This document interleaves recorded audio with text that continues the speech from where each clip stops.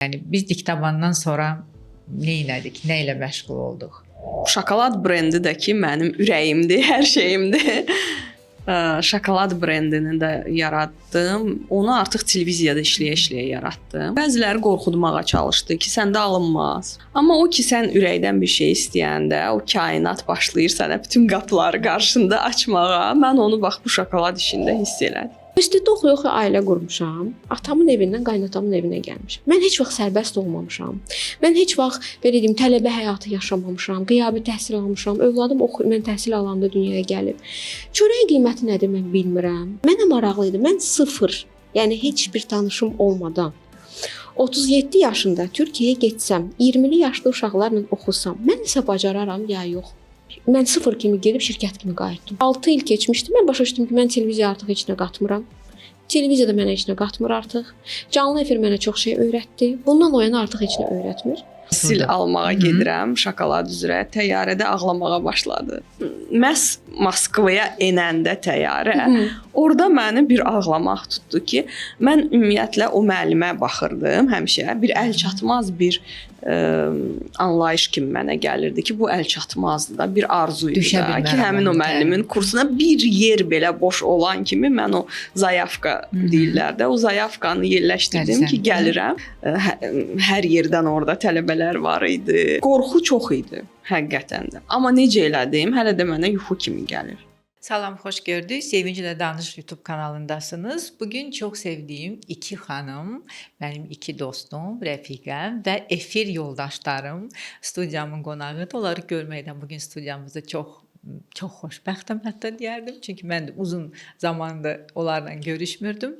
Şəfa əfəndi və Səma Abiyeva. Xoş gəldiniz qızlar. Çox sağ olun dəvətə görə. Çox sağ olun. Hamını salamlayırıq. Biz də salamlayırıq, hə, qızlar salamlayır və bir anlıq fikrim getdi diktabana. O dərmi masanın arxasında biz gülürdük, salamlayırdıq tamaşaçıları. İndi isə tamam hərəmiz başqa bir istiqamətdə yol alıb gedirik. Neçə il bundan qabaq başladıq diktabana? Səma səninlə başladıq da biz Şəfa hələ bizə qoşulmamışdı. Diktaban 2018-ci ildə başladı.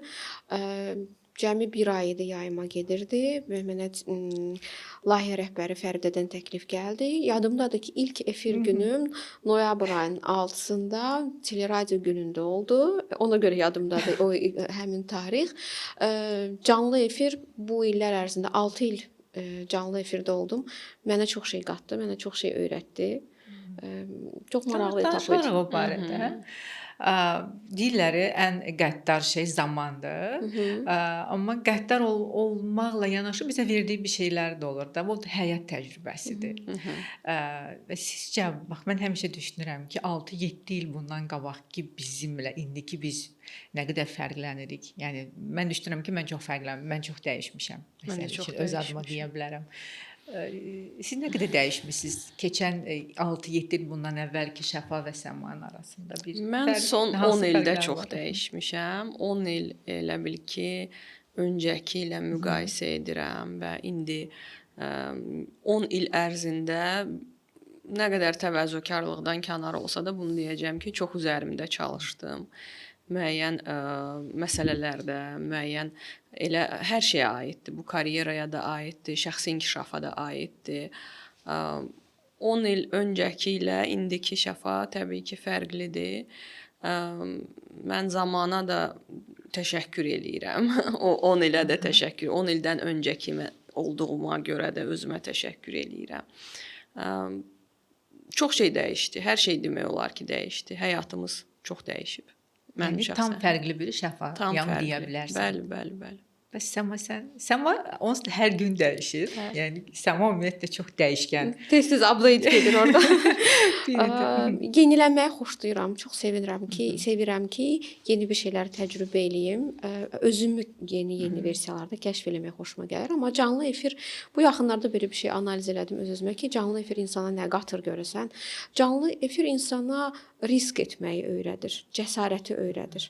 Təxmini bilirsən ümumi ssenari necə olacaq, amma canlı efirdə bilsən də ki, məsələn, nə vaxt başlayacaqsan, nə vaxt bitirəcəksən, təxmini qonaq kimdir, amma bu yaşanandan sonra bilinir ki, nə qədər uğurlu alındı da və sən təxmini orta belə deyim də proqnozlarından girirsən həmin o 2 saatlıq efirə. Başa düşürsən, hər efirdən sonra başa düşürsən ki, yaxşı risk eləmişdin, alındı səndə, o improvizasiyalar səndə alınır, force major baş verəndə onu idarə etməyi bacardın. Yəni canlı efir insana biraz özgüvən qatır. İstənilən proqnozlaşdırılmayan hadisədə sən baxırsan ki, bunu bacararam. Yəni diktabandan sonra biz hərəmiz öz yolumuzla getdik. Səma öz şirkətini yaratdı və Şəfa tamam başqa istiqamətə getdi. Korporativ mühitə düşdü və eyni zamanda özünün şokolad brendini yaratdı. Sahibkar olduğu kimi sahibkar oldu. Biraz bundan danışaq. Yəni biz diktabandan sonra nə etdik, nə ilə məşğul olduq? Təkcə diktaban yox, televiziya ilə Televiziyadan sağollaşdım. sonra, bəli. Mən öz adımdan deyə bilərəm ki, yəni 18 illik televiziya karyerama bilmirəm fasilədir, yoxsa sağollaşmadır. Hələlik sağollaşmadır. Düzdür, sonra yenə təklif gəldi, amma maraqlı olmadı mənə artıq nə isə davam etmək. 18 ildən sonra insana elə gələ bilər ki, hansısa bir boşluğa düşürsən və bir çox kolleqalarımdan bunu eşidirəm. Hətta bəziləri var ki, bu gün də ünsiyyətdə, televiziyada çalışırlar, artıq istəmirlər orada çalışmaq. Yəni yorulublar, doyublar, tükəniblər, bəli. Amma belə bir sual yaranır ki, hara gedim? Mən misal üçün dövlət əhəmiyyətli tədbir oldu, COP29. Orada kommunikasiya üzrə baş menecerlərdən biri idim. İstiqamət əslində elə öz istiqamətim idi, kommunikasiya, yəni media kommunikasiya. Amma mühit başqa idi, korporativ mühit, tamam başqa bir mühitdir.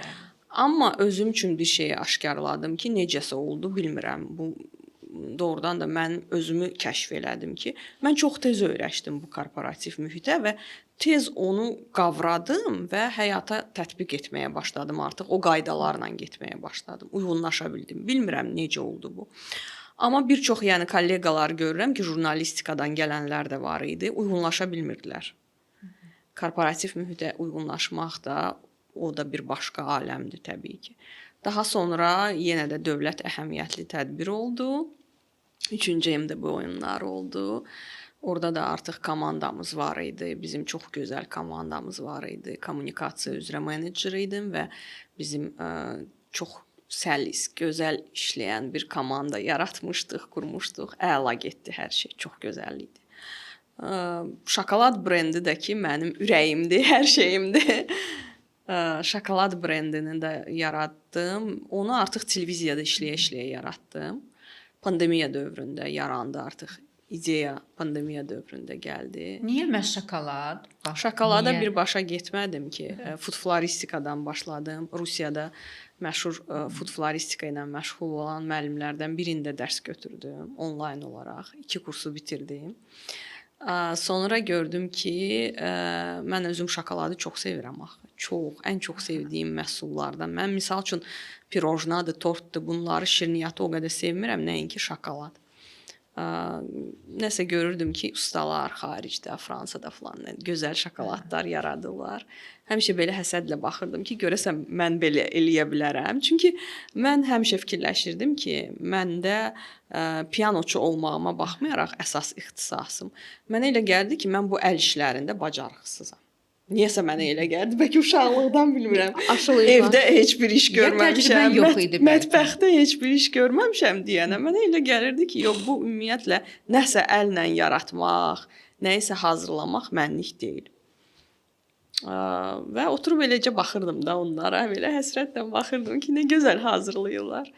Elə yavaş-yavaş bir müəllim tapdım burada, onun kursuna yazıldım. Sonra gördüm ki, bura mənə kifayət etmir. Yəni biliklər çox, bizdə şokolad işini bəlkə bir nəfər, ölkədə var bir nəfər, o bilir, o xanım da dərs verməyi sevmir, vaxtı da yoxdur buna.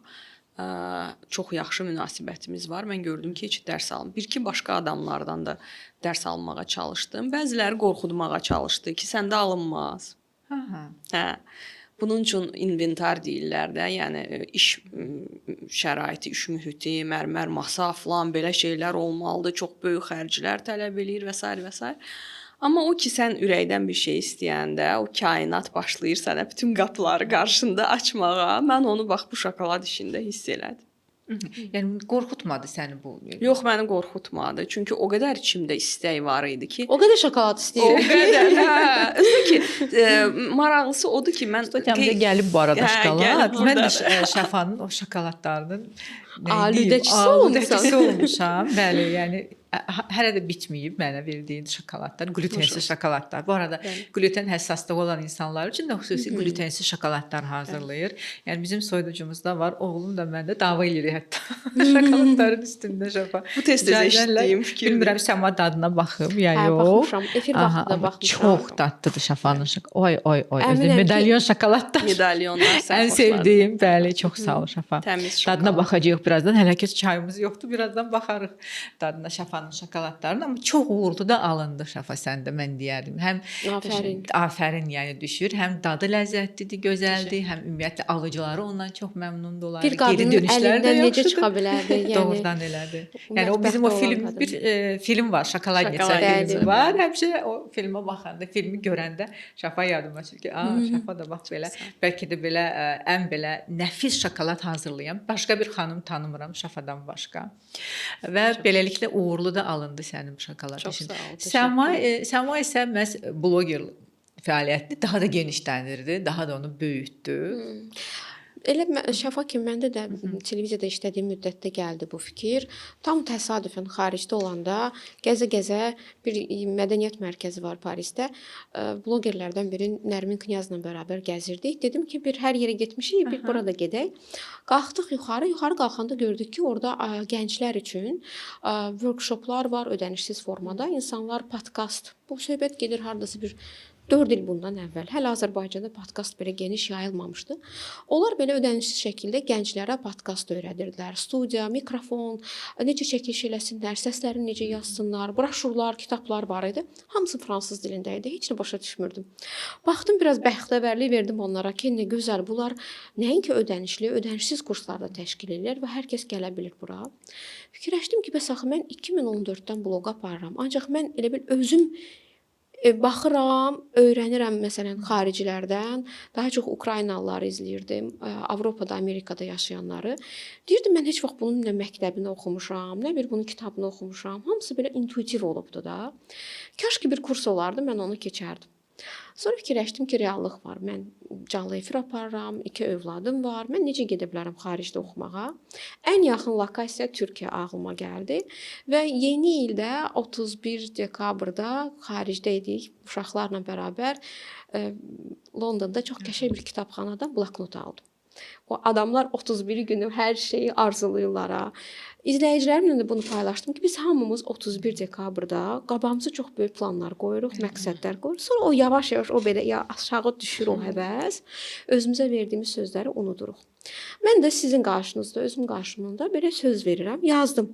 Kursları ayrı yazdım, sağlamlıqla bağlı şeylər yazdım, nə idman eləyəcəm, onu bunu. Və o söz verdiyim kursların arasında xaricdə bloqinqlə bağlı təhsil almaq dururdu. Və bunu araşdırmağa başladım ki, Türkiyədə nə kurs ala bilərəm?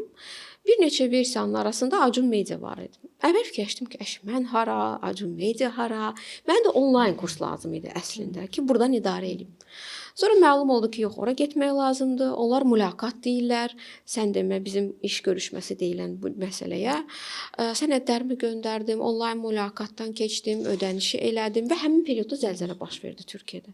Çox ağır bir zəlzələ idi. Yəqin ki, xatırlayırsınız, yəni o qədər insan rəhmətə getmişdi ki, və belə bir period idi. Deyirdilər ki, İstanbulda da zəlzələ olacaq. Biletimi almışam, kursa ödənişi eləmişəm, mülaqatdan keçmişəm.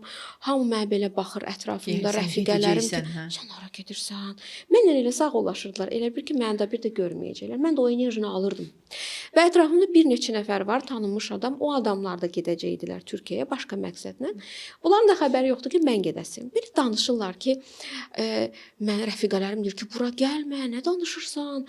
Burada şəhəri boşaldırlar və burdan zəlzələ xəttləri keçir. Bütün evlər dayanıqlı deyil. Kirayələrin qiyməti 3 dəfə, 5 dəfə bahalaşıb.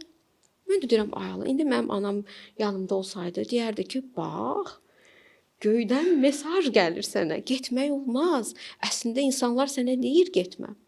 Öz-özümə fikirləşdim ki, əgər biz qismət deyilən bir şey inanırıqsa, bu burada da olacaq, orada da olacaq. Mən zəlzələni yaşayacamsa, mən Bakıda da yaşaya bilərəm, Türkiyədə də yaşaya bilərəm. Mənim taleyimdə bu yazılıbsa, bunu tək yaşamaq, o deməli mənə nəsə öyrədəcək. O çətinlik məndə nəyisə formalaşdıracaq. Mən getməliyəm. Universitetdə oxuya-oxuya ailə qurmuşam. Atamın evindən qaynatamın evinə gəlmişəm. Mən heç vaxt sərbəst olmamışam. Mən heç vaxt belə deyim tələbə həyatı yaşamamışam. Qiyabi təhsil almışam. Övladım mən təhsil alanda dünyaya gəlib. Çörəyin qiyməti nədir mən bilmirəm. Baxmada evdə ana, ata, qaynana, qaynata, həyat yoldaşı. Mən istəyirəm ki, mənim yüküm artsın və mən başa düşüm ki, mən nəyi bacarıram, nəyi bacarmıram. Kimsə deyir ki, Səma filankəsin həyat yoldaşıdır, filankəsin qızıdır. Mənə maraqlı idi. Mən sıfır, yəni heç bir tanışım olmadan 37 yaşında Türkiyəyə getsəm, 20-li yaşlı uşaqlarla oxusam, mən nəsə bacararam ya yox. Türk dili, elə dili bilirəm. Bilmirəm. Düşdüm Türkiyəyə. Kiraya götürdüm evi. Kiraya götürdüyüm adam da necə oldu? Çox sevindiyim hallardan biridir. Mirzə Rəhbər Sabirin nəticəsiymiş. Aktyordur, Türkiyədə fəaliyyət göstərir. Nicat Eltac idi adı və Eltac Ələkbərli həmin dövrdə orada aktyor kimi fəaliyyət göstərir və bəzi onun elə bil ki, kirayə verdiyi evdə qalıram. Mən də bunu çox sonra öyrənmişəm. Ondan da müsahibə aldım oradan ki, yəni babanızdan mənə danışın. Nəysə, gəlirəm. Kommunal xərcləri ödəmək problemləri, İstanbulun o xaosu, taksisi, metrosu, qapının açarını evdə unuduram, gedirəm, gəlirəm axşam saat neçədə, başa düşürəm ki, içəri girə bilməyəcəm. Gecələr olur, fikirləşirəm uzandığım yerdə ki, görəsən mən qapını bağlamışam ya yox. Evdə insan başqa adamla yaşayanda arxayın olur ki, mən olmasam o baxacaq. Bax, onda mən başa durub gedib o qapıya çatana qədər o qaranlıqda, mən fikirləşirdim ki, bax gedirsən.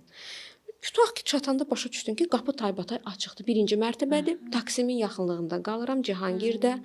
Çox belə təhlükəli regiondur. Tutaq ki, girib bu adam evə. Sən girdin, gördün, getdin, gördün, qapı açıqdır da. Mənə bir qorxu gəlirdi yolda. Sonra özümü sakitləşdirirəm. Sonra bir dənə qorxu gəlir. Səma, öz-özünə danışırsan, bax. Özünü sakitləşdirirsən. Təklikdən artıq özündən danışırsan səsli formada. Məni çox böyütdü həmin o period. Təhsil aldığım müddətdə əvvəl paylaşmadım. Dəyərdi ümumiyyətlə. Çox. Məni çox dəyişdi. Mənə çox şey qatdı. Özgüvənim, baxışlarım dəyişdi hətta. Mən o periodda saçlarımı tamamilə qısa kəstirdim. Özümə qarşı çox vızv atdım. Yəni çox belə çağırış elədim özümə. Mənim həyatın verdiyi bir çağırışlardan biri idi. Və mən orada təhsil aldığım müddətdə 20-li yaşlarda uşaqlarla oxuyurdum. Onlar çox sonra bildilər ki, mən Bakıda teleaparıcıyam, influenceram, izləyiciniz var. Və sizin burada nə işiniz var? Nə itirmisiniz burada? Yavaş-yavaş mənim işə yanaşmamdan, ümumiyyətlə paylaşımlarımdan mənə təklif elədilər ki, orada uşaqlara influencerlıq, blogerliklə bağlı dərs deyim. Sonra ümumiyyətlə orada content öyrənməyə gələn adam özü başladı öyrətməyə. Content komandasında başladım işləməyə. Sonra content komandasına rəhbərlik eləməyə başladım. Sonra ümumiyyətlə Acunun medianın rəhbərindən müsahibə aldıq Azərbaycan üçün. Və paralel olaraq ora belə deyim də tələbələrlə görüşən müxtəlif şirkətlərin rəhbərləri qonaq gəlirdilər. Uğur hekayələrini paylaşırdılar və yaxud iş imkanları yaradırdılar. Bir şirkət rəhbəri də həmin periodda gələsidir, hamı deyib bir-birinə ki, ayda filan kəs gəlir. Mən də deyirəm ki, mən təsəvvür edin, Acuna mən zəng eləyirəm. Operatorla danışmağa türkçəni bacarmıram. Dostuma danışma verirəm ki, sən Allah bu mülakat, belgə, nə bilim, nəsə deyir, mən başa düşmürəm. Elə bilirəm ki, türkçə bilirəm. O da serial səviyyəsində bilirəm. Həyəcan gəlir ki, mən necə oxuyacam orada? Gəlmişəm, trendə akın deyirlər, nə bilim, taslaq deyirlər cədvələ. Elə kəlmələr istifadə edirlər və sürətli danışırlar. Mən buna başa düşmürəm. İndi bu türkçə bilməyən qız qabağıma məqsəd qoydum ki, mən birinci sırada oturacağam. Bu şirkət rəhbəri kimdisə, axırda sualları verilir. Mən sual verəcəm, ona özümü tanıdacağam. Bəlkə mən bloger kimi o şirkətlə işlədim. Elə də oldu. Çıxdım, sual verdim. Yaxşı bir sual verdim ki, adam başa düşsün ki, mənim sahədən anlayışım var və düşündürücü bir şey olsun. Və burada televiziya təcrübəsi mənə köməyə gəldi. Bütün tədbir qutarandan sonra gəldi, yaxınlaşdı, görüşdük və izləməyə aldı. Və həmin o periodda Azərbaycanda mənə dedi ki, sizə bir iş təklifim var. Dedim, görürsən mənə nə iş təklif edə bilər? Ofisə dəvət elədi və mənə dedi ki, bu periodda Azərbaycana Trendyol açılır. Ümumiyyətlə Azərbaycan ofisi qurulur və bizə Azərbaycanlı blogerlər lazımdır. Siz bizə bu işdə kömək edin. Biz heç kimi tanımırıq. Sizə də bu qədər məbləğdə faizlə əməkdaşlıq edəcək. Mən paralel orada agentlikdə işə başladım. İş necə olur, reklam necə olur, bunlar ümumiyyətlə agentliyi necə idarə edirlər, bunu öyrəndim. 60-a yaxın influencerla həmin periodda Trendyol'la işləməyə başladım tək. Ödənişlərdə Türkiyədən Bakıya köçürülmə, bank sistemində problemlər olur. Biraz öncə səndən danışdıq. Uzun müddət köçürmələr olmurdu və mən o stresin qabağında dayandım. Bütün insanlar məndən tələb edirdilər o ödənişləri. Və bunu bacarandan sonra fikirləşdim ki, bir dəqiqə. Əslində mən bura oxumağa gəlmişəm ki, burada öyrədiklərimi gəlim Bakıda təlim keçim, öyrədim, blogerliklə bağlı, özüm tətbiq eləyim. Sən demə, məndə bu alınır. Mən niyə şirkət qurmayım? Və elə köçürmələrin də legal olmağı üçün, rəsmiləşdirilməsi üçün mən şirkət açmalıydım. Və yavaş-yavaş orada yaşadığım müddətdə şirkətimi açdım. Sonra Bakıya gələndən sonra artıq tamamilə televiziyadan ayrılmağa qərarlaşdırdım. Çünki başa düşdüm ki, mənim yeni yaratdığım bir şeyə çox böyük enerjim, vaxtım gedəcək. Orada 50 yaşımdan da olacam, 50 yaşımdan da olacam. Bu cəsarət məndə gəlibsə ki, mən bunu eləməliyəm. Televiziyadan da ayrılmaq üçün güc toplamalıyam. Komandamız çox yaxşı idi. Hamımız birlikdə artıq çəmini bilirdik, oturmuşdu veriliş. 6 il keçmişdi. Mən başa düşdüm ki, mən televiziyaya artıq heç nə qatmıram. Televiziya da mənə heç nə qatmır artıq. Canlı efir mənə çox şey öyrətdi. Bundan o yana artıq heç nə öyrətmir. Və mən artıq yeni bir şeydə özüm müstəqil. Əgər dünən bir komandanın üzvü idimsə, bugün bir komanda qurmalıyam orada öyrəndiklərimdən. Beləcə şirkətimi qurdum. Yəni televiziyada bir təcrübə idi əslində. O təcrübə bitdi, yeni bir həyat təcrübəsi başladı və məndə elə təəssürat yaranır ki, ümumiyyətlə Səma üçün həyat özü bir təcrübədir. Təcrübə sanki yenilənməyə, daim nəyisə öyrənməyə, təcrübə qazanmağa Səmanın ruhuna Həyəcan verir o var, adama. Həyəcan verir. Və qoymur qocalasan. Yenilənirsən daima. Deməyəcəm ki, televiziyadan getməsəydiniz bunlar olacaqdımı? Yox, təbii ki, bunlar olmayacaqdı televiziyadan getməsəydiniz. Bəs televiziyada qalsaydınız necə olacaqdı? Yəni karyeranız hara kimi gedəcəkdi? Sanki vəziyyət belə gətirdi ki, ayrıldıq biz televiziyadan. Getməsəydi nə olacaqdı? Məncə televiziyada hər birimiz öz maksimumumuzu, yəni bizim görəcəyimiz maksimum nə idi? Üzdə olmaq, televiziyanın siması olmaq, aparıcı vəzifəsi, yəni televiziyada ən öndə olan vəzifələrdən biridir. Yəni bir kanalın simasıydıq da. Yəni bir kanalın siması olmaqdan daha yüksək nə ola bilər? Bir kanal üçün, bir kanalda işləməklə. Simasısan artıq, üzüsən, hara gedirsən səni tanıyırlar. Yəni ondan o tərəfi məncə artıq yox idi deyə bəlkə də biz çox rahat bununla sağollaşdıq. Mənə elə gəlir. Ümumiyyətlə özünüzü güclü hesab eləyirsiniz ki, məsəl üçün sağollaşa bildiniz. Azərbaycanda bizim xanımların birincisi ümumiyyətlə nəyisə başlamaq qorxusu var, həmişə var. Bu bir, ikincisi nəyisə yarıda qoyub nəyisə keçid etmək, yeni sahəyə keçid etmək qorxusu o birincidən də daha böyükdür, mənə elə gəlir. Yaş faktoru da var. Yəni yaşımız, məsələn, əsas vermək istədiyimiz məncə mesajlardan biri də odur ki, yaşı heç vaxt baryer kimi düşünməyin. Yəni mən də, Şəfa da, sən də həyatımızın tutaq ki, çoxları bunda artıq stabilləş, bundan o yana nə istəyirsən, nə özündən yenilik çıxardırsan deyəcəyi yaşda biz tamamilə altının üstünə çevirib yeni bir sferaya qoşuluruq. Televiziya, mən ümumiyyətlə düşünürəm ki, mən heç vaxt bir də televiziyaya qayıtmayacağam. Çünki televiziya yeni bir sahəyə atılandan sonra mən hiss elədim ki, məni sıxırdı.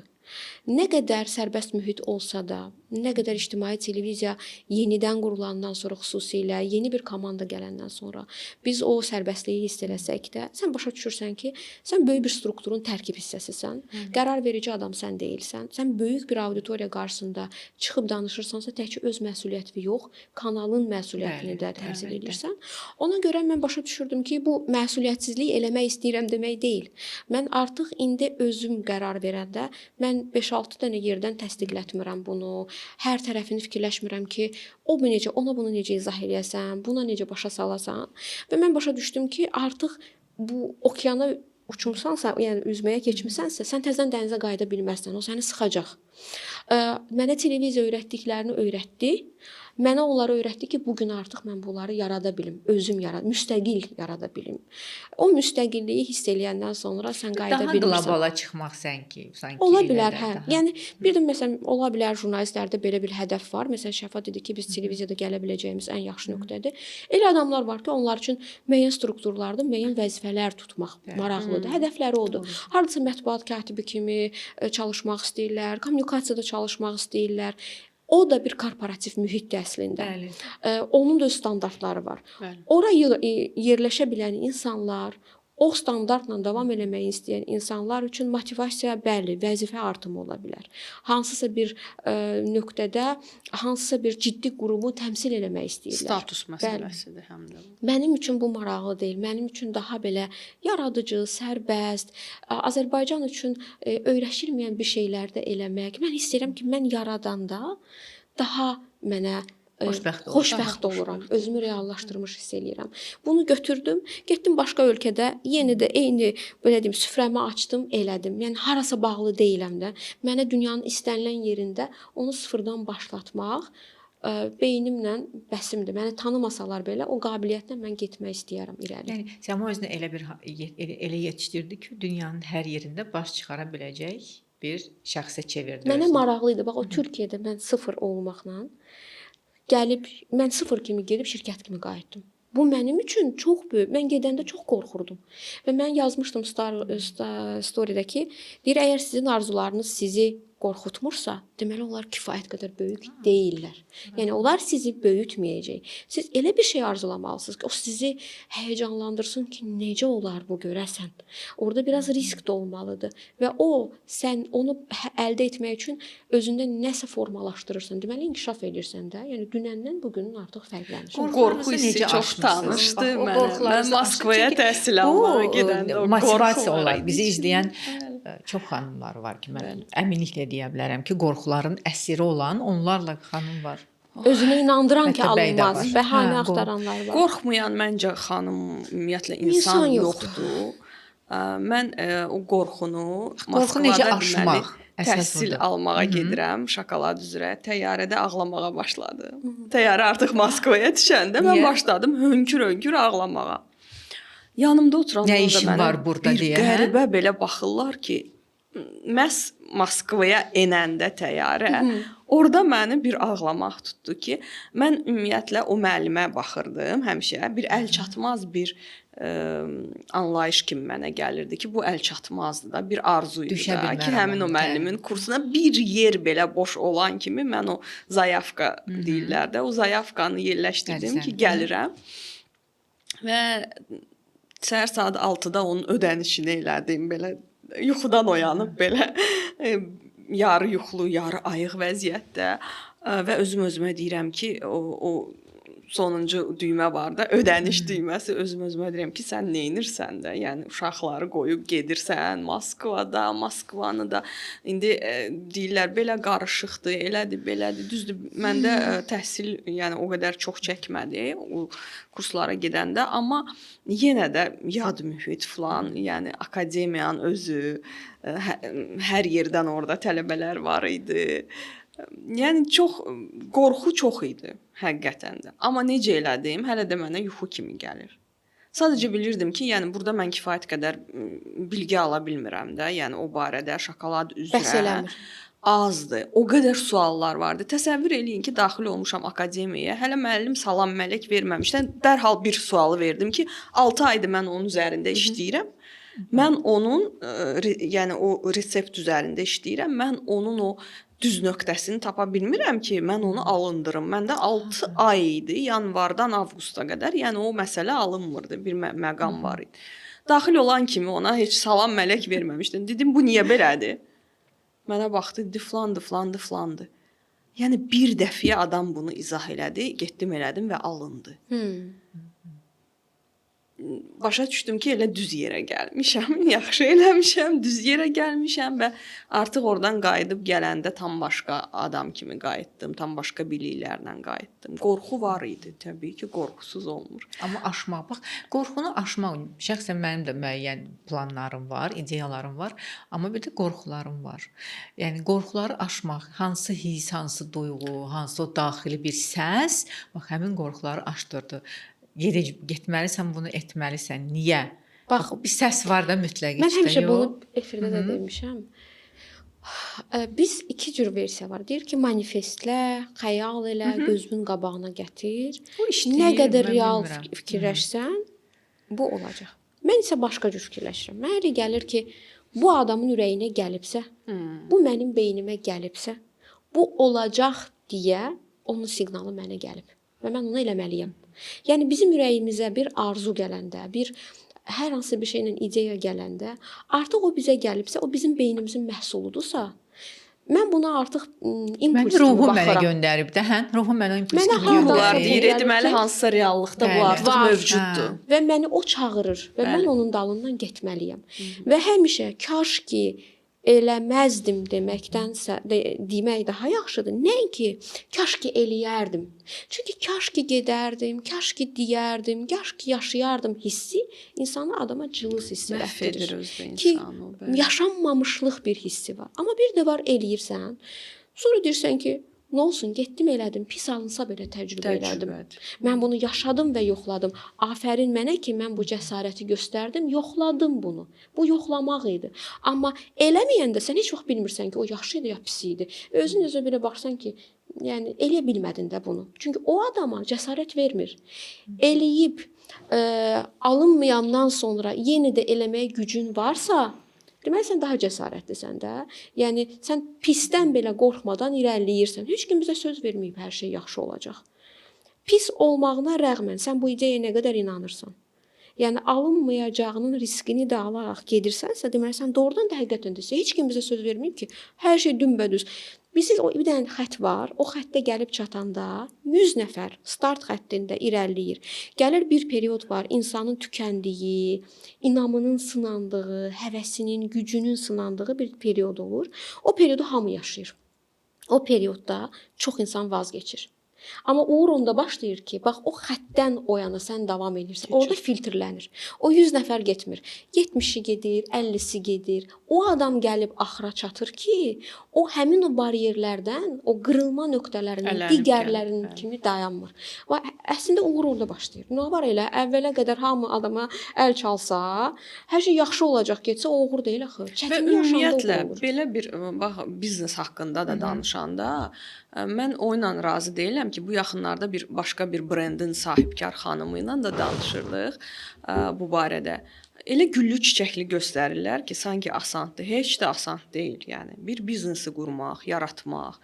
O qədər onun işi var ki, Azərbaycanda və qadın. Və Azərbaycanda da istənilən yerdə, yəni öz çətinlikləri var. Mən onunla razı deyiləm ki, misal üçün ancaq biznes quran insanları dəvət edirlər və ancaq müsbət tərəfindən deyirlər danış. Yox, onun mənfi tərəfləri də var. Görüm o mənfiləri danışanda istəyirsiniz biznes qurmaq və elə təəssürat yaranır ki, hə nədir ki, deyib mən də filan şeyi atacağam və yaxud hansısa korporativ mühitdə tutalım ki, insan çalışır. Hə, bunu atacağam, geyib özümə biznes quracağam. Bu asan deyil. Bəlkə özünə güvənir, güvənə bilər, amma güvənmədən öncə o bir araşdırmaq da lazımdır. O qədər küyə gedən insanlar da var ki, çünki bu təbliğat ümumiyyətlə düz getmir. Ki, hə, getdim arzumun dalınca getdim, biznes açdım. Yox, bunun arxasında başqa şeylər də var. Hansı çətinliklərlə üzləşdin Şəfa? Elə qadının biznesdə olmağından tutmuş, qeyri-ciddi baxırlar sənə. Xüsusən də yəni biraz xarici görünüm, biraz görünüşün də biraz gənc görünümlüdürsə, Cazibədardırsa. yəni səni elə qəbul eləyirlər ki, bu haranınsa uşağıdır. Gəlib burada biz biznes sahəsi deyəndə ümumiyyətlə kişilərin çox olduğu sahədir də və hər hansı bir mən bunu harda hiss elədim? Biz satış nöqtəmizi açanda, birinci satış nöqtəmizi açanda mən hiss elədim ki, məni qeyri-ciddi qəbul eləyirlər. Qadın olduğum üçün bu nə deyə, nə şokolad, neyniyəcək ki bu burada, misal üçün. Amma ikinci satış nöqtəmə artıq mən özüm də başqa cür getmişdim. Məhsulumu mən artıq bildim ki, necə getmək lazımdır. Və məhsulumla getdim. Yəni heç bir mənim üçün xahiş olmamışdı, heç bir zəng olmamışdı. Getdim sadəcə o şirkətin qapısını döydüm ki, bu mənəm, bu da mənim məhsulumdur. Baxın görün belə şokolad var ümumiyyətlə burada. Yedilər, baxdılar dadına, məhsulun keyfiyyətini gördülər, dedilər buyur gəl. Amma misal üçün birinci dəfə biz satış nöqtəmizi açanda, yəni məni qeyri-ciddi görürdü. O məkanın rəhbəri, belə deyək də. Yox, belə deyil və o qədər maneələr yaratmağa, süni maneələr yaratmağa çalışırdılar ki. Nə müəyyənidlər məsələn? Yəni müəyyən bir yer sənin üçün ayrılıb. Yox, bu yeri sizə vermirik. Yəni boş, mənasız şeylərə görə mənim o qədər əsəblərim xarab olurdu ki, oturub ağlayırdım. Ki, yəni bu yeri mənə söz veriblər. Gedirsən, görürsən ki, yox, bu yeri demir, başqa yeri deyir. Yəni orada da hər şeyin yer fərqi var. Yəni müştəri axını yerə görə dəyişir və s. Elementar şeylərdə görürsən ki, sənə maneələr yaradırlar. Dəstək olmaqdansa, süni maneə deyə, yəni əhəmiyyəti olmayan bir şeydir. Və yaxud mənim artıq ilk satış nöqtəmdə vitrinim hazır idi, hər şeyim hazır idi, qoymurlar işə salım. Niyə? Hardasa bir 3 həftə mənim vitrinim sadəcə boş orada dayandı. Ölçüləri böyük gəlib biraz.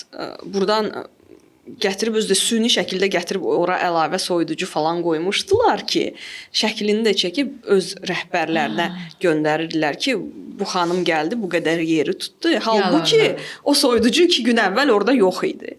Yəni o qədər məsələn mən deyirəm də, həmişə deyirəm, bu biznes məsələsi biraz quest-ə bənzəyir. Biri qutarır, taskın biri qutarır, o birisi başlayır. Biri qutar və o həmişə o at keçirir.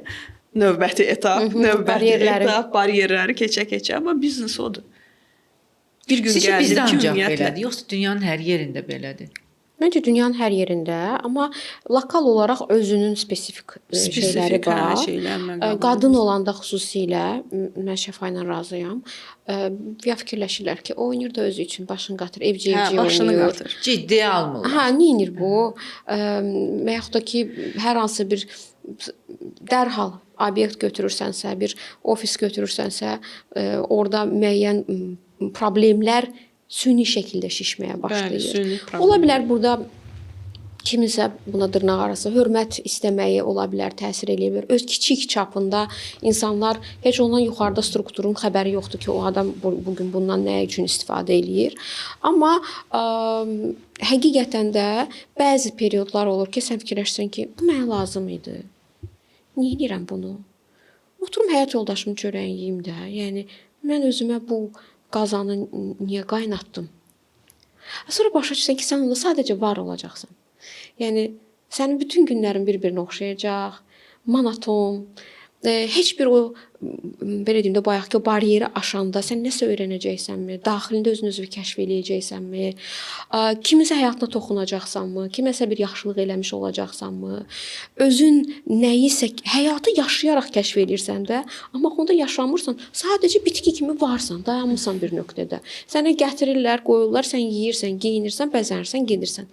Sənin bir fəaliyyətin yoxdursa, fəaliyyətdən ibarət deyilsə həyatın, sənin bitkidən fərqin olmur. Ona görə məna sanki də daha başqa mənalar. Yəni həyatı mənalandırmaq bizim əlimizdədir. Ona məna qatmaq üçün də hələ çətinlikdən qorxdum, oturum. Yəni hər işin müsbət tərəfi də var, mənfi tərəfi də var. Heç vaxt hər şey çox yaxşı gedə bilməz. Yəqin ki, pis də gedə bilməz və heç kəs qarantiya vermir ki, yaxşı gedəcək. O pislərə rəğmən eləyirsənsə, deməli sən o işi görürsən, bilirsən. O pisləri aşıb yaxşı nəticəyə çatanda sən ləzzət alırsan işindən ki, bunu bacardım, alındı, nə gözəl. Daha çox böyüyünü eləməyə deyəsən gücüm çatar.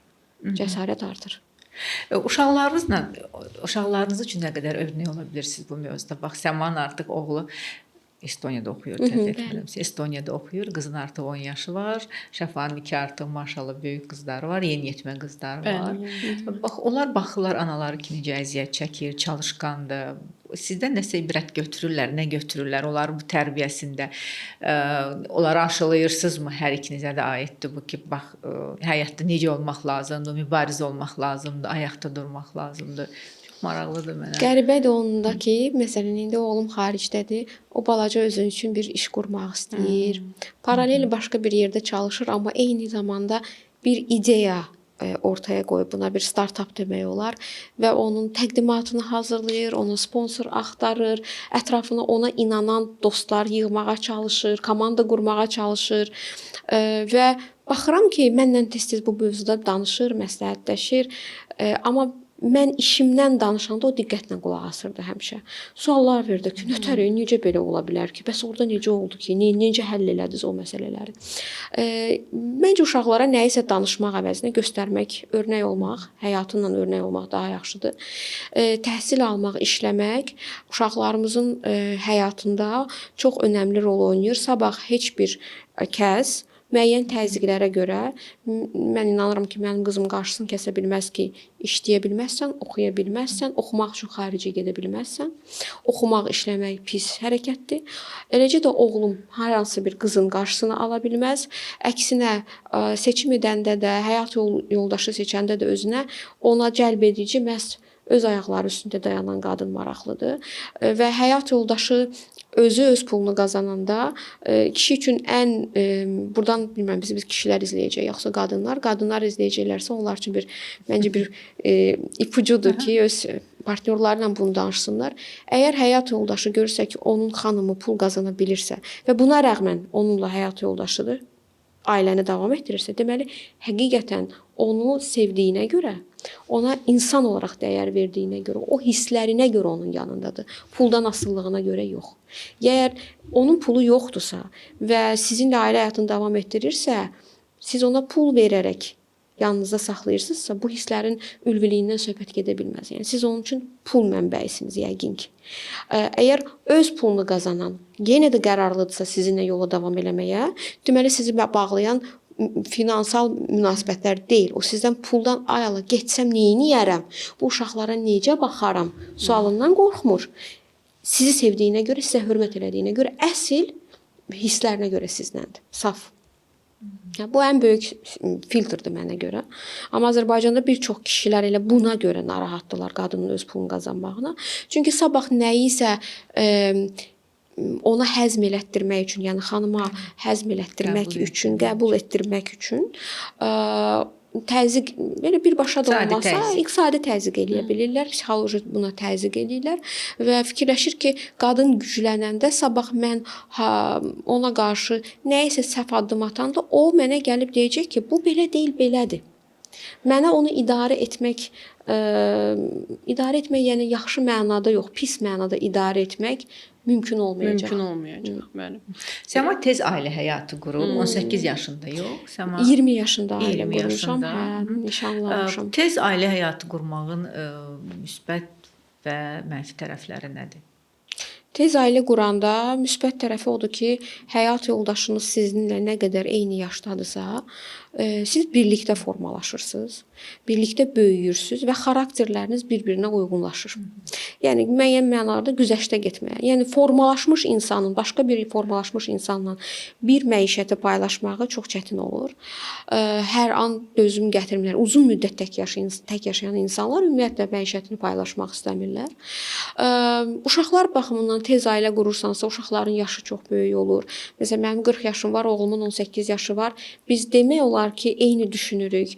Mənim onu qəbul etməyim asan olur. Mən konservativ yanaşmıram. Onun təfəkküründə qəribəliklər gələndə də mən öz gəncliyimi dərhal yadıma salıb deyirəm ki, hə də uzaq keçmişdə deyil, sən də belə idin. Dostluq yaxşı alınır. əksər hallarda və fikirləşirsən ki, mənim artıq 40 yaşım var, uşağımın 18 yaşı var, artıq həyatını yoluna qoyub, mən də öz həyatımı yaşaya bilərəm. Bu rahatlıq gəlir, çünki uşaq öz-özünü idarə edir. Mənfi tərəfləri isə odur ki, sənin seçimin heç də həmişə yaxşı olmaya bilər. O məyusluğu yaşa bilərsən. Tələsirsən hər şeyə.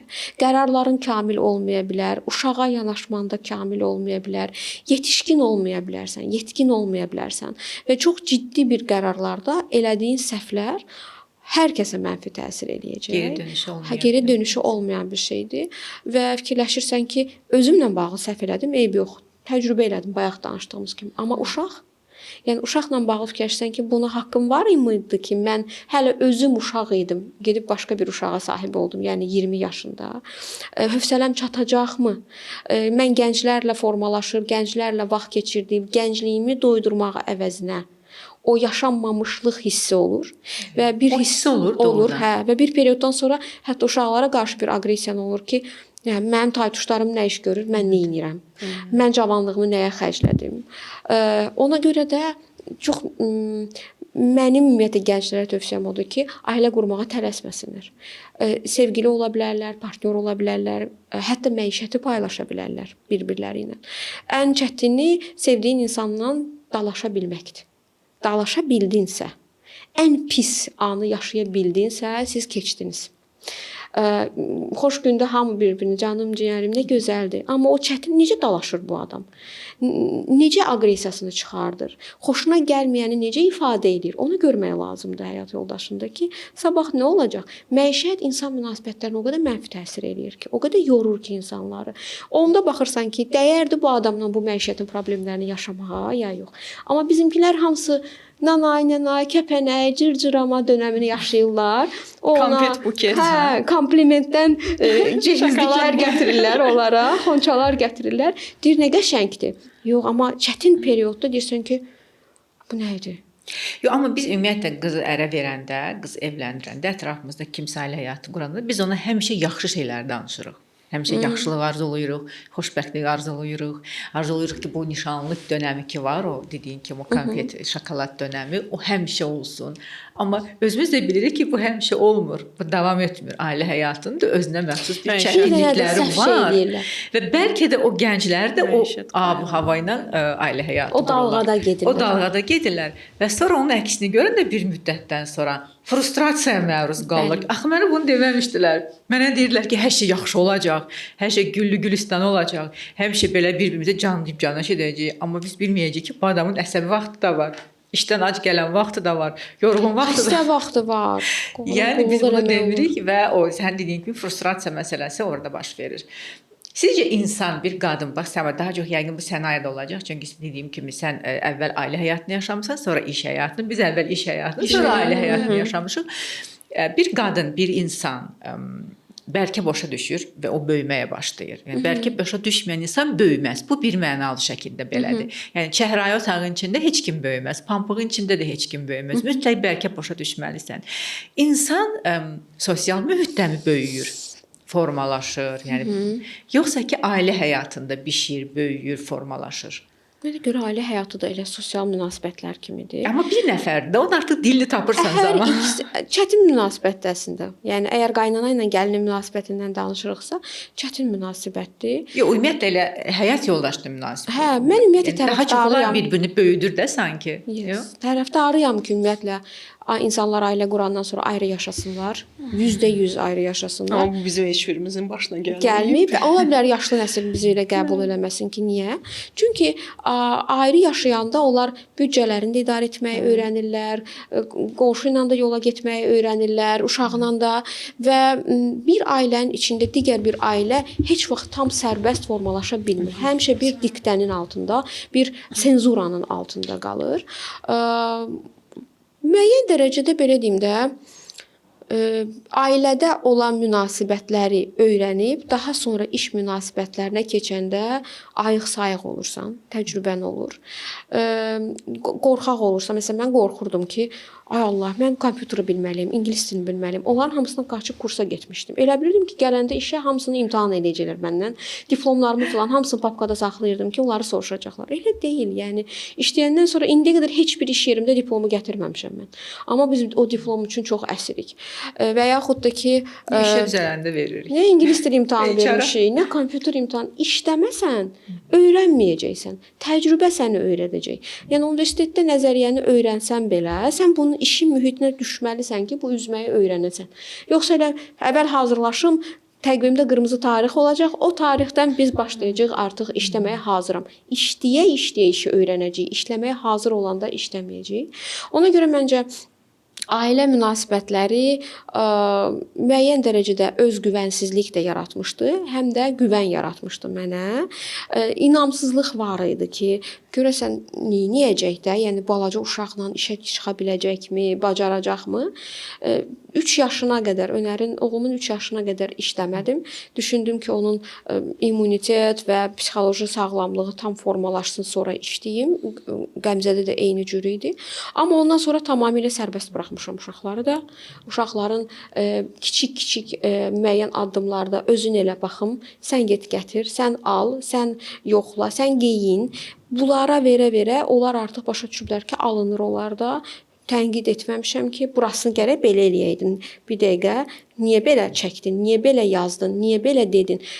Pisə fokuslanan kimi uşaq baxır ki, nəsə tamamlamalı olan şeyim var da, yəni perfect deyil, mükəmməl deyil yenə də. Anama bəyəndirə bilmədim bunu.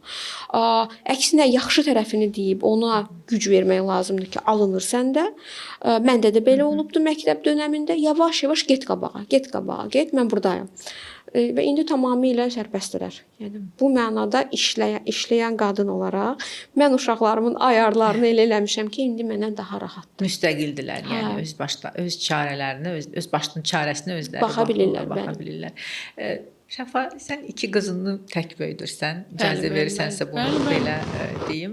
Bununla bilirəm ki, çox çətinliklərin olub. Yəni bir dəstəyin olmayıb heç zaman, tək böyütmüsən, maddi mənəvi tək böyütməyə, fiziki mənada da tək böyütmüsən. Onun çətinliklərindən bilmirəm, danışmaq istəyirsən ya yox. Ümumiyyətlə bizdə bir qadın övladını tək böyüdürsə və yaxud bir neçə övladı varsa tək böyüdürsə, istənilən şəkildə, yəni dəstəyi olsa da olmasa da müəyyən dərəcədə çətinliklər rastlaşacaq. Mənim dəstəyim ancaq ailəm tərəfindən olub ki, mən başa düşəndə ki, bu yolu tək davam etməliyəm artıq. Ailəm məni biraz belə o çəhrayı eynəkli böyüdüb deyənə, mən iş mühitinə tez atılmışam əslində. 19 yaşından etibarən işləməyə başlamışam. Amma yəni o ailədən gələn bir şey idi ki, bir çəhrayı eynək var idi gözümdə. Hər şey mənə yəni o rənglərdə gəlirdi ki, dünya elə belədir.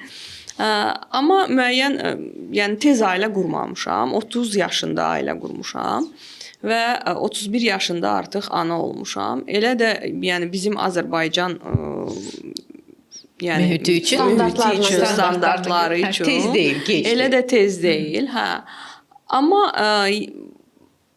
belə gördüm ki, yəni bir müddətdən sonra bəlkə də yaxşı ki o zamanda ailə qurmuşam. Bəlkə də daha gənc ailə qursaydım, o cəsarəti özümdə tapa bilməyəcəydim. Yəni ki, başa düşməyə ki, artıq bu yolda birlikdə davam etməyimiz hər iki tərəfə zülm olacaq. Yəni o insanlar ki var ki, xasiyyətləri məişətdə uyğunlaşmır.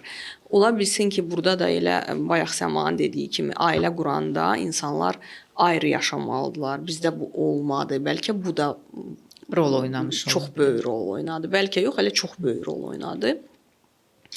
Və bir də yetkin gərək yaşından asılı olmayaraq, yəni kişi yetkin olsun.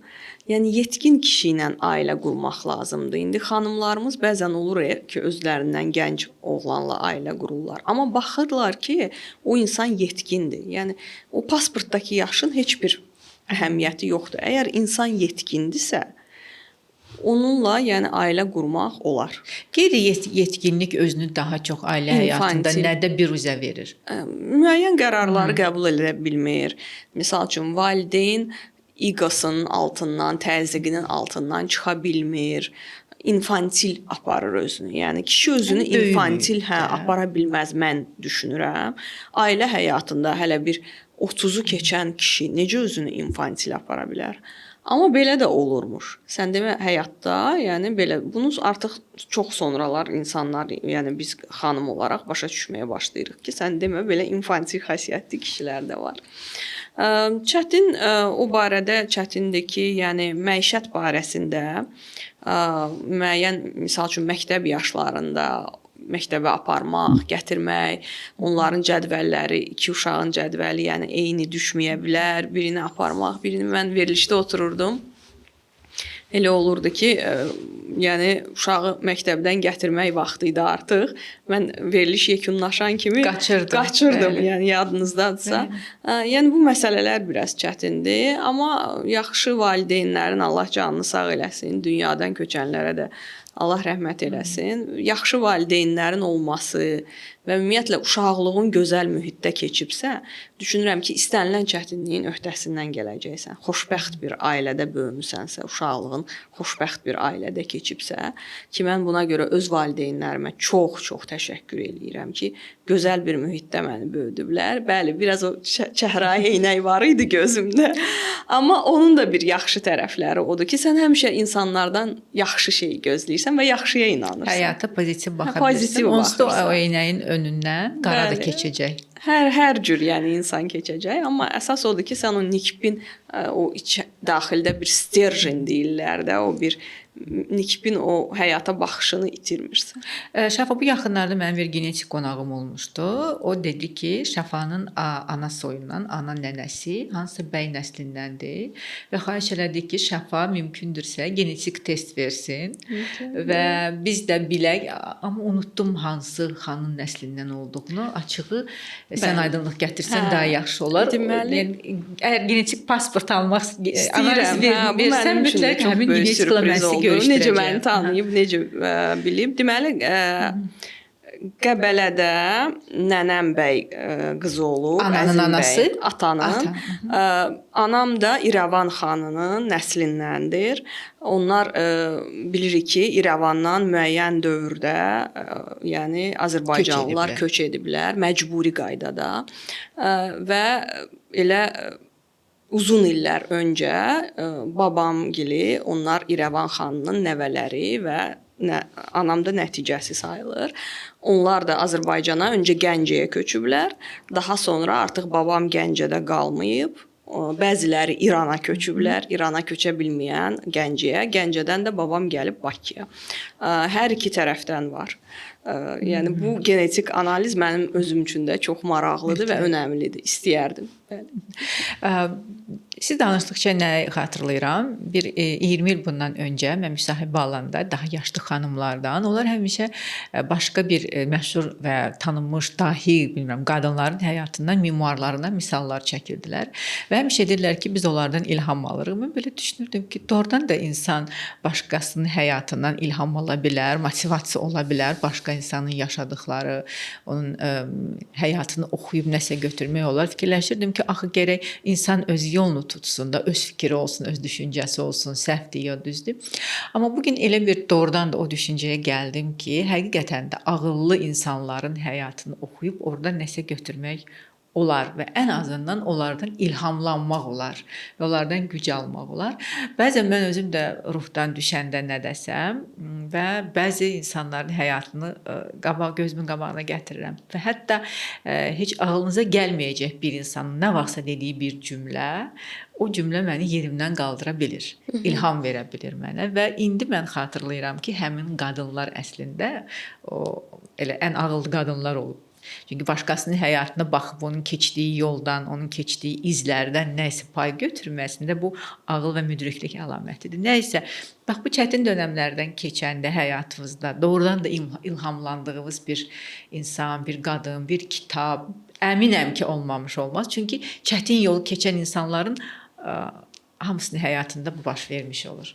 Son vaxtlar tez-tez bu komandada gənc nəsillə söhbət eləyəndə periodik olaraq nə ilənsə bağlı danışırıq və axırda bütün bu 1 ildən, 2 ildən sonra mən belə bir qənaətə gəlmişəm ki, uşaqlıqda əslində mən maraq elədiyim bəzi qadınlar olub. Mən bilməmişəm, fərqində olmamışam. Amma o qadının biraz ruhunda feminizm olub, o qadının xarakterində müəyyən dərəcədə inqilabçılıq olub, yenilənmək olub. Mən balaca uşaq idim, televizorda baxıb görmüşdüm ORT-dən Janna Darka baxmışdım, sonra kitabını oxumuşdum. Deyirdim ki, bax indi özümə bu yaşımda baxıram ki, sən 7-ci sinifdə Janna Darkla nə işin var idi? Nə idi onda cəlb eləyən səni? Görsən. Və yaxud da ki, məsələn Agatha Christie'nin həyatından baxmışam. Sonra əmim qızının oxuduğu bir kitab var idi. Bizdə qaldığı periodda tanış olmuşdum. George Sand Consuelo əsəri idi. Sonra mən araşdıranda görmüşdüm ki, yox, George Sand əslində qadın olub, kişi təxəllüsü ilə yazmağa məcbur olub. O da feminist ruhlu olub. Bütün o puzzle'ları toplayanda mən baxıram ki, uşaqlıqda, yəni qız kimi, qadın kimi formalaşdığım dövrdə əslində epizod kimlərsə mənə təsir eləyib, qalıb mənim şuur altımda. İndi mən danışanda, fikirlərimi irəli sürəndə, yaxud da hərəkət eləyəndə görürəm ki, bu açıb onları oxuyanda görürəm ki, necə bənzərliklər var. O yığılıb mənim baqajıma və məni formalaşdıran adamlardan biri olub. Konkret heç kimin adını çəkə bilmərəm. Amma güclü qadınlar həmişə mənim xoşuma gəlibdi, bəyənmişəm. Kişilərə qarşı asi olan, kişiləri qəbul etməyən, kişilərə hörmətsiz yanaşan qadınları yox. Amma öz gücünün fərqində olan qadınları, insanlar arasında hörmətə çağıran, insan hüquqlarına çağırış eləyən qadınlar mənim xoşuma gəlibdi. Bəzən bu belə bir çizgini itirir insanlar, elə başa düşürlər ki, azad olmaq istəyən qadın o deməkdir ki, onun yanında kişi olmamalıdır. Hər şeyi özüm eləyərəm, kişiyə ehtiyacım yoxdur. Yox, çox gözəl olar ki, bir qadının yanında kişi partnyor olsun. Bir kişinin yanında da qadın partnyor olsun. Onlar bir-birini tamamlasınlar. Mütləq olmalıdır. Mümkün deyil ki, qadın kişini əvəz eləsin. Kişi də qadını əvəz eləsin. Hər kəs individualdır. Yəni qadının bir qatqısı var, güclü olduğu tərəflər var, kişinin güclü olduğu. Onları müqayisə edib yarışdırmaq çox gülməlidir. Yəni görək kişi də əsgər gedir. Qadın niyə əsgər gedir? Təbiətən Qadın gəlir deyir ki, səhvdir. qadın gəlir deyir ki, mən uşaq dünyaya gətirirəm, sən dünyaya uşağı gətir. Bilirsiniz necədir? Yəni bunlar yarışmamalıdırlar. Bunlar birləşib nəsə eləməlidirlər. Çünki biri məsələn od olanda biri su olur, ikisi birlikdə isti su yaradır. Yəni siz fikirləşməyin ki, burada biz qadınlara deyəndə ki, onlar azad olmalıdırlar. Azad qadın tək qadındır. Yox. Öz başına, tək, nə istəyən çərçivəsi eləyən, olmayan, öz başına. Kişiyə nifrət eləyən, kişi düşməni, belə deyil. Əslində Azərbaycanda kişilərin də hüquqları pozulur. Kişilərə qarşı da diskriminasiya var. Kişilər də təzyiq hiss edirlər. Bəli, kişidən gözləntilər ona yüklənilir. Kişini müəyyən standartın içinə salmağa çalışırlar ki, sən belə eləməlisən, sən belə eləməlisən, sən belə eləməlisən. Hə, olmamalısan. Oğlan uşaqları elə böyüyür ki, sabahlarım ailə qurandan sonra o problemlər ortaya çıxmağa başlayır. Ona görə də mən tərəfdarıyam ki, yəni konkret bir beynimdə obraz yoxdur ki, o məni formalaşdırıb, amma hiss eləmişəm ki, mənə uşaqlar çəkib bu adamlar məni. Şəfa, sənin də fikrin var? Mənim motivasiya müəyyən dərəcədə motivasiya kimi, yəni tərcümeyi halına mütəmadi geri dönüb oxuduğum, baxdığım Kraliçə Elizabet olub. Hə, 2-ci Elizabet və o da mən bilirəm ki, həyatda Kraliçə 1-ci Elizabetdən çox ilhamlanıb. Yəni İngiltərənin Renesans dövrü olub o kraliçə dövründə. Tarixi şəxsiyyətlərdən qadın olmasa da Napoleon Bonaparte pərəstiş etdiyim, belə bəyəndiyim, yəni onun çox maraqlı filminə baxmısan sonra. Filminə, bir neçə filmi var, hamısına baxmışam və onun dövründə yaşayan çox maraqlı siyasətçilər olub. Xüsusən də onun prime ministeri olub, Sharon Molle Talleyrand, onun memuarlarını oxumuşam. Çox çətin bir adam olub və Bonaparte o ilə necə əlaqə qurub, bəli, kommunikasiya qurub, necə onlar birlikdə o dövləti idarə ediblərsə, o çox böyük bir maraqlı bir proses olub. Onun generalları hərəsi özü üçün bir fərd olub. Yəni idarəçi, menecment baxımından Bonaparte Napoleon, yəni mənim üçün bir rol modeldir də. Yəni ordunu idarə edib, dövlətçiliyi idarə edib hər tərəfdən. Coco Chanel o idoldur da, yəni bu xanım mənim üçün idoldur. Həqiqətən o bir çağırış eləmək cəmiyyətdə hansısa biz bu gün onun, yəni dəbə saldığı hansısa aksesuarları, geyimləri geyinirik. Əslində biz ona borcluyuq ki, o salıb bunları dəbə. Milli obrazlardan Sevil obrazı, mən musiqi prizmasından baxıram. Nəyə görə? Çünki uşaqlıqdan daim operaya getməyə meylli olmuşam və operanı çox sevirəm. Hər zaman Sevil operasına dəfələrlə gedib baxdığım operadır. Bir Verdinin Traviatasına dəfələrlə gedib baxıram. Bir də bizim operalardan Sevil operasını çox sevirəm. Həqiqətən. Bax, Azərbaycan qadını müstəqil olanda, o çadrana atanda əslində təhsilə yönəlib, Azərbaycan üçün nələrisə etməyə meylli olub. Bax, budur Azərbaycan xanımı.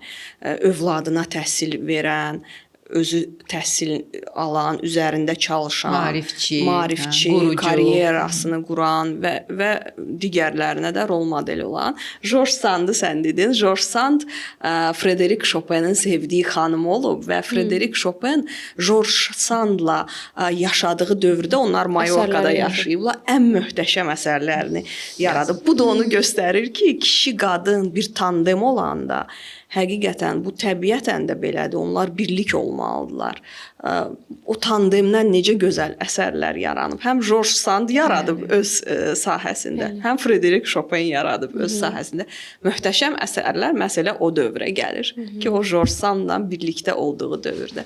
Ona görə mən düşünürəm ki, kişi qadın bir bütöv olmalıdır və hər kəsə də arzu edirəm ki, həyatda o hər qazan deyir öz qapağını tapmalıdır məsələsi. Bəli, hər qazanın öz qapağıdır oradan. Doğrudan da görürsünüz Avropada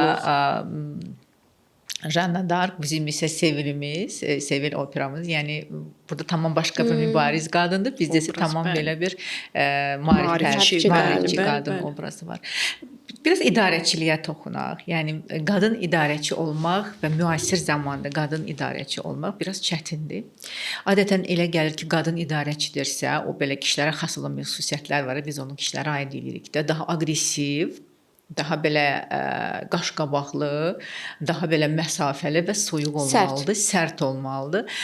Və yaxud da ki, bəzilədir ki, yox, soft powerdir, yumşaq güclə qadın idarə etməlidir, idarəçilik. Artıq o dövr ki, belə sərt, aqressiv idarə edirdilər işçilər. O dövr artıq keçib, indi soft powerdir. Bəzilədir ki, yox, bizə görə deyil soft power, bizim coğrafiya uyğun deyil. Nəsə ki, aləm qarışıb bir-birinə.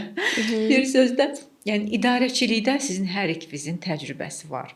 Siz hansı modeli tətbiq edirsiniz idarəçilik? Necə bir idarəçi qadınsınız? Mənim üçün çox maraqlıdır və təcrübənizi mənimlə də paylaşın. Çox yaralı bir yerə toxundun. Mən indiyə qədər 1 il ərzində, 2 il ərzində komandanı idarə etdiyim formada tez-tez dialoqlara düşürəm başqa idarəçilərlə. Mənim yanaşmamı əksər kişilər bəyənmirlər. Daha ana yanaşması sərgiləmişəm. Qayğı, ev mühiti, özünü isti bir yerdə hiss eləsin, sevdiyinə görə, zövq aldığına görə gəlsin işə. Və 1 ildən sonra, il yarımdan sonra başa düşdüm ki, mən səhv eləmişəm. Period bunu hiss eləyirdim. Nədə səhv elədin? Nədə sənin səhv olduğunu isbat etdilər? O dedi ki, bu region üçün deyil. Mənə deyirdilər ki, sən fin sistemi qurursan burada, belə olmur. Ən elementarı bizim şirkətdə bizim televiziyaya qonaq gələn adamlarla bunu danışanda həmişə xəyal edirdim ki, mənim şirkətimdə bu olacaq. Komandada hamısı qızlar idi və mən onlar üçün regl trackeri qoyacağam. Təqvimi olacaq. Qızlar özlərini yaxşı hiss eləməyəndə bir gün əvvəl gəlməyə bilərlər. Mənim əlimdə təqvimim olacaq. Mənim bir aptekim var idi. Çaylarım var idi. Onların istifadə edəcəyi gigiyenik əşyalar qoyurdum. Müəyyən coachlar dəvət edirdim onlarla bu periodlarla bağlı danışmağa. Bir aydan sonra heç kim o trackeri doldurmadı. Gənclərdir də, yəni bu Z generation'dır. Mən getdim, gəldim, dedim, ay bala bunu belə eləyin. Ay bala orada dərman var, vitamin için. Çaylardan içi, sakitləşin. Bir müddətdən sonra hiss elədim ki, yəni mən anayam, onlar mənim qızlarımdılar. Və məni həqiqətən baxmayan çox qızlar istəyirlər. Mən onları çox istəyirəm. Mən onları elə çox istəyirəm də, onlar da məni çox istədiyinə görə mən onlar səhv eləyəndə bunu onlara deyə bilmirəm. Acıqlana bilmirəm, sərt ola bilmirəm, cərimələyə bilmirəm, maaş kəsə bilmirəm, acıqlana bilmirəm. Acıqlandım, ağlamaq tutur onları ki, necə elədisə baxan bunu mənə qarşı. Axı belə deyildi. Hə, yox mən, yəni mənlə ana münasibətlərinin olduğuna görə mənim sözlərim ciddi qəbul olunmamağa başladı ki, əşi hirslənəcək, sonra gəlib sığal çəkəcək. Fikirləşəcək ki, filan şey analiz vermisən, filan şey eləmisən, sevgilinlə dalaşmısan, necədir orada? Getdin, nə aldın, hədiyyə göndərdin. Gəl səni xaricə səyahətə aparaq. Nə bilim, viza alaq. Bütün məişət problemlərinə qədər həll eləməyə başladım ki, insanın fokusunu dağıdan heç nə olmasın. Sonra başa düşdüm ki, vallahi yox, bu sistem bizdə getmir. Xüsusilə Z generation-dan bu getmir. Çünki insanlar məsuliyyətlərinə sahiblənməməyə başladılar. Özlərini çox komfortda hiss elədilər və buna mən icazə vermişəm. Bu mühiti mən yaratmışam, səhv eləmişəm. Mən onu günahlandıra bilmərəm ki, sən niyə belə rahatsan? Axı rahatı mən eləmişəm. Və sonra sən sərt ola bilmirsən. Sərt olanda bu onlara travmatik gəlir. Çox belə göydən düşmə olur. Deyir ki, bu nə idi? Mən belə şey öyrəşməmişdim. Siz pissiniz. Və daha sonra manipulyasiya dönəmi başlayır. Özümü pis elədim. Siz məndən belə danışdınız. Mən işə gəlmək istəmirəm. İşləməyə həvəsim gəlmir.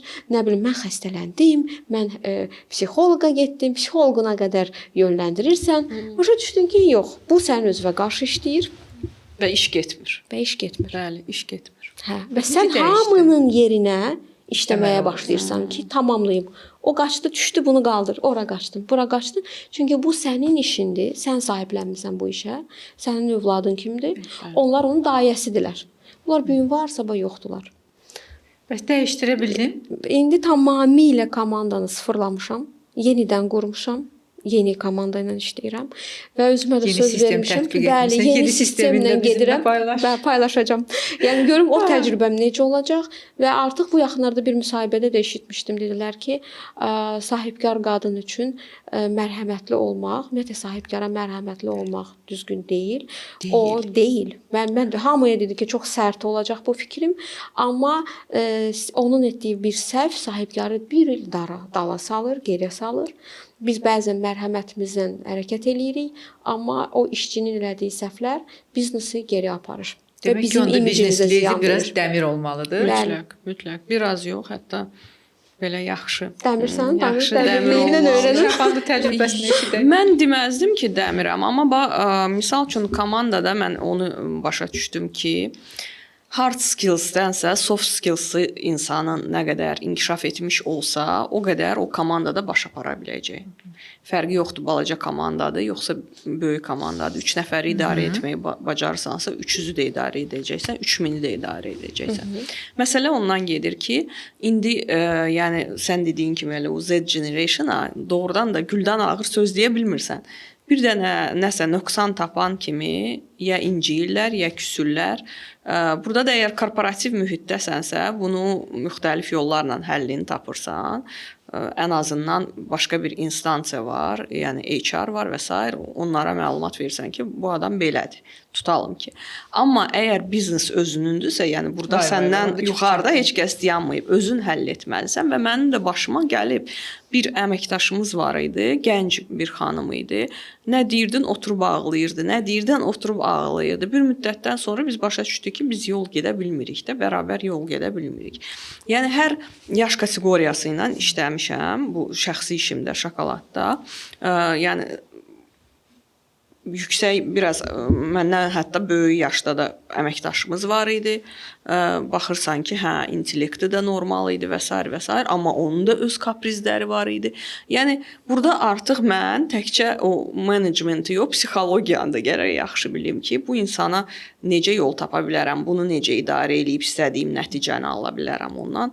O insan fərqlidir, onu necə idarə edeyim. Burada biraz o ingiliscə deyəcəm flexible olmaq lazımdır. O da rəhbər olaraq sən flexible olmalısan ki, istədiyin nəticəni ondan almaq üçün ona necə yol tapa bilərsən beyninəmi, qəlbinəmi, amma yumşaqlıqla yox, bir mənalı olaraq. Yumşaq oldunsa heç kəs işi icra eləməyəcək, məsuliyyətsizlik baş alıb gedəcək və nəticə etibarı ilə, misal üçün biznesdəsə istənilən əməkdaş o biznesi çökdürə bilər. Bəs kimlər baxır bu gün televizora sizcə? Yaşlı nəsil baxır.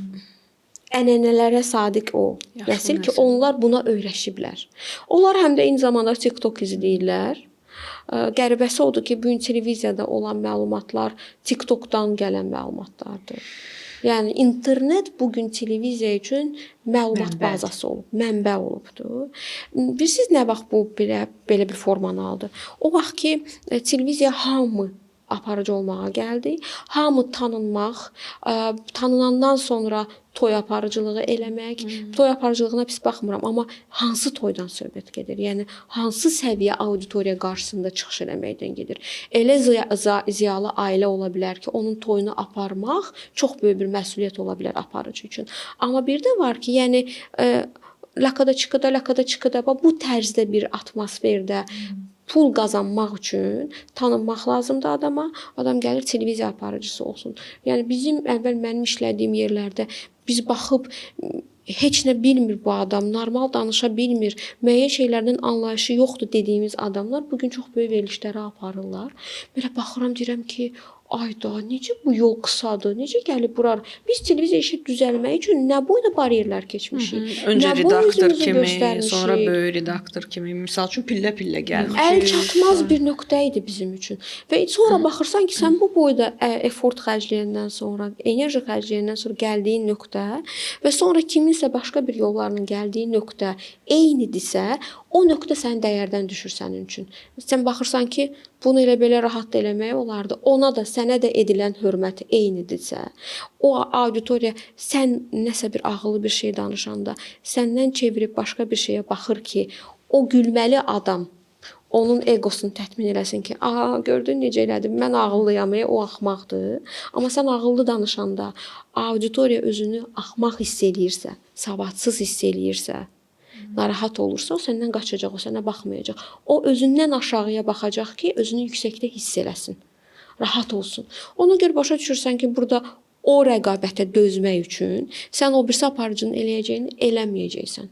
Özünə xəyanət eləməyib, alınmayacaq da səndə heç. Amma çox təəssüf ki, biraz insanda məyusluq yaranır. Hansısa bir savadlı aparıcını, çox belə intellektual bilirsən ki, bu adamın qabında nə var? Yəni bilirsən ki, bu adam həqiqətən də elə adamı hansısa toy aparıcısı kimi görmək biraz düşündürür adamı. Nəyə görə? Çünki istənilən halda, yəni bilirəm seçimdir, amma istənilən halda, yəni sərxoş publikanın qabağında çıxış eləyirsən də, ondan o yana gedir. O qədər mən arzu edirəm ki, televiziyalarda yəni yaxşı olsun vəziyyət və yaxud bir aparıcı üçün dövlət tədbirləri və yaxud şərait o qədər gözəl olsun ki, o nişa, o toy nişasını fərqi yoxdur. Yüksək səviyyəli də ola bilər, müəyyən büdcə də xərclənə bilər, amma toy elə toydur da, yəni vəssalam. Sərxoş publika var orada. Masanın üzərində, yəni nəsə varsa, sərxoşluğa meylli yaradan məsələlər varsa, odur. Yəni o çərçivədən istərdim ki, yaxşı aparıcılar, yəni o yerə qədər geyib çıxmasınlar. Həyat, yaşam komfortları o qədər yaxşı olsun ki, adam baxanda hardasa bir məyusluq hissi keçirməsin ki, heyf də. Yəni niyə? Səma tez-tez səyahət şəkillərini, videolarını paylaşırsan. Qızınla sonuncunu paylaşmışdın deyəsən. Tək səyahət eləyirsən qızınla. Belə alınmışdı. Belə başa düşdüm. Sonuncu dəfə belə alınmışdı ki, onun müəlliməsinin qrupu Louvre-da onların rəsm sərgisi olmuşdu. Qızın rəsmlə məşğul olur. Rəssamlığa marağı var və uşaqları biz valideynlər olaraq apardıq Parisə. Bu onun ikinci səfəri idi və mənim ümumiyyətlə, yəni Parisə ikinci səfəri idi və onun üçün çox böyük ciddi bir motivasiya idi ki, dünən mən gəlib burada Mona Lizanı görəndə indi mənim burada rəsmimi asıb adamlar baxacaq, gələcəklər.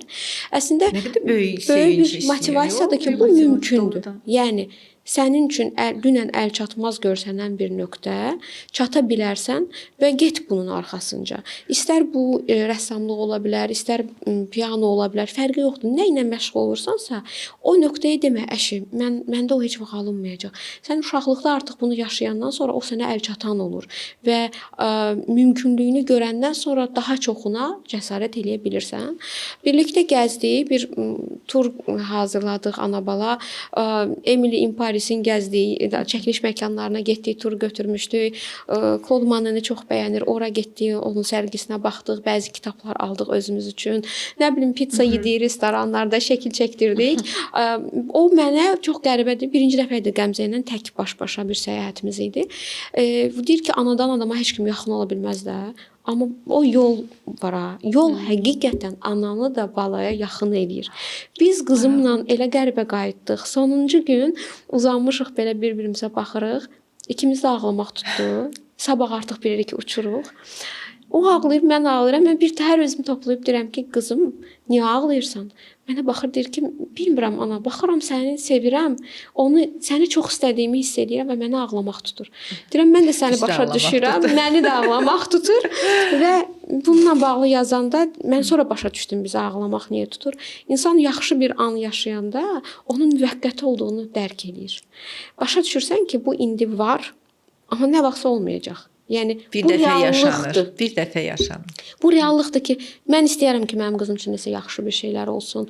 Mən ona məsələn dedim ki, mənə söz verirsən, təsəvvür edib biz 30 il sonra yenə bura gəlirik. Bu dəfə sən məni gəzdirirsən haralarasa.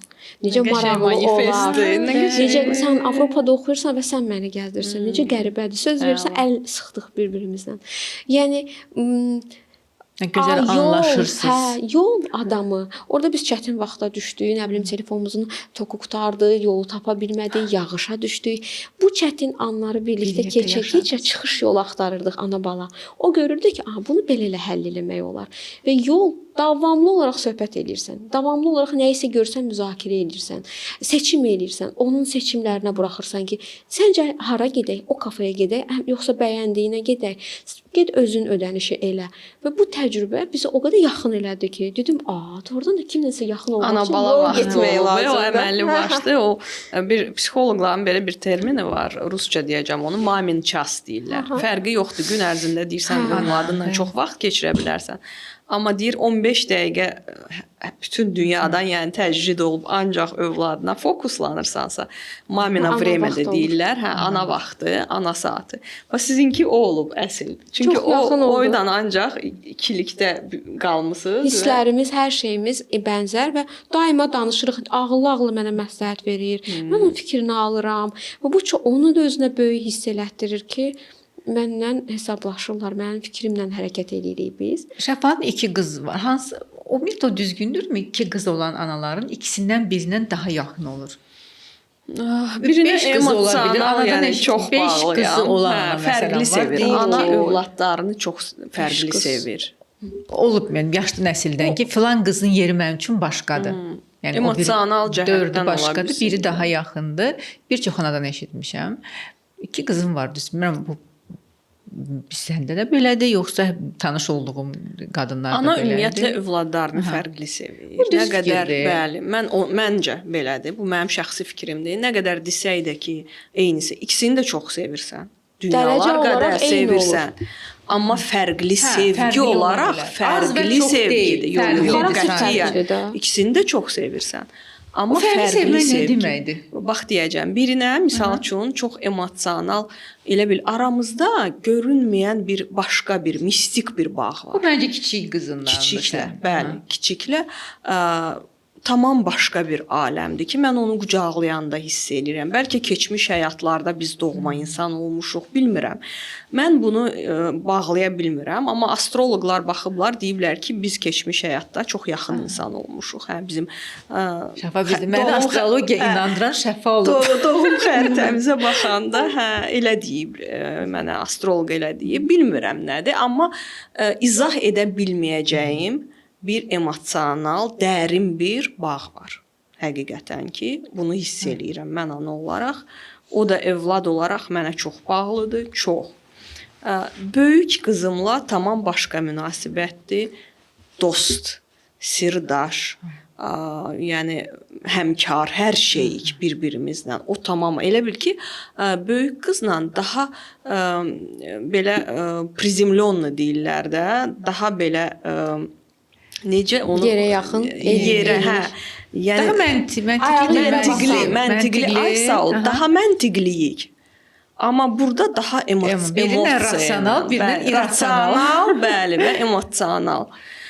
Böyük tamam var. O da mənə məsləhətlər verir, sən deyirsən məsləhətlər və uşaqlıqdan belə bir onu formalaşdırmışam ki, daim mən onun fikri ilə hesablaşıram. Çox individualdır, çox geyimindən tutmuş hər şeyə qədər özü. O qədər mən onu sərbəst və müstəqil böyütməyə çalışmışam ki, indi də bax onun o müstəqilliyi mənə fərəh verir. Və hər Çox ikiniz bəyənirəm. müstəqil böyütmüsünüz uşaqları, böyüdürsünüz. Balaca da müstəqildir, amma deyirəm də, yəni orada mənə gözə görünməyən, mənə izahı bilmədiyim, başa düşmədiyim bir başqa bir emosional bir bağ var. Məsələn, siz daha belə sərbəst buraxa bilən birisiniz. Mən əksinəyəm. Yəni Sən hələ ki əksinə. əksinəyəm. Mən o deyir toksik qayğıkeşlik. Mən toksik qayğıkeşəm və bunun doğru olmadığını düşünürəm. Amma başqa cürə də hələ ki bacarmıram. Yəni beynim Balacadır hələ. bəlkə də, amma hiss edirəm ki, toksik qayğıkeşlik var məndə və mən düşünürəm ki, bu mənim uşağım üçün əslində xeyirli bir şey deyil. Bəlkə də bu mənim özümün xarakteridir, ya bir tələbatımdır da. Bir qayğı göstərimi mənim üçün də bir tələbat halındadır. Və mən öz tələbatımı o uşaq üzərində necə deyim, ödəmiş oluram o qayğıkeşliklə. Amma o da ona çox zərər verə bilər. Bəlkə də bir yerə qədər deyirsən uşaqdır, amma bir yerdən sonra mən də yəqin buraxmağı öyrənməliyəm. Məsələn, mən də baxıram, sizin kimi analardan nəsə götürürəm, fikirləşirəm ki, görürsən onlar bunu necə eləyiblər, necə buraxa biliblər ki, get özün elə, get özün həll elə. Yəni o beyində bir aşmaq var, bir baryer var. Mənim üçün bu gün ən mühüm baryerlərdən biridir. O toksik qayğıkeşliyi buraxmaq. Özüm də rahat olum, kontrol çanalar olur. Bir dəfə bir ekspertlərimdən biri demiş, vertolyot ana. Control freak. Kontrol. Yəni həmişə belə control freak analar. Bax mən hələ ki onlardanam. Ona görə mənə maraqlı gəlirdi. Siz bunu necə buraxmısınız? Bu yaxınlarda bir də viral da oldu. Bir podkastda bir xanım deyir ki, qadının əlinin necə qadının pulunun bərəkəti olmur. Yoxdur. Bərəkəti olmur. Mən razı deyiləm bu fikirlə. Mən də qətiyyən razı deyiləm. Nə demək istəyir? Ola bilər ki, evdə bir adam pul qazananda onun pulu az ola bilər. Yəni 2 adam artıq pul qazananda o daha belə bərəkətli ola bilər. Mən düşünürəm ki, qadının pulunun ya kişinin pulunun bərəkətli olub-olmamağının heç bir aidiyyatı yoxdur. Sizin fikrinizi bilmək istəyirəm. Yəni qadın pulu, kişi pulu deyə bir ümumiyyətlə ayrı seçkilik var. Amma pul elə puldur da, enerjidir. Bir ailə büdcəsi adlı bir şey var. Bilirsən, bəzən bizim qadınlara, uşaqlıqdan qızlara müəyyən şeylər verilmir. Sonra bir 10-15 ildən sonra deyirlər ki, gəl indi o verilməyən bir şeydə bacarıqlarını oğlanla yarışdır.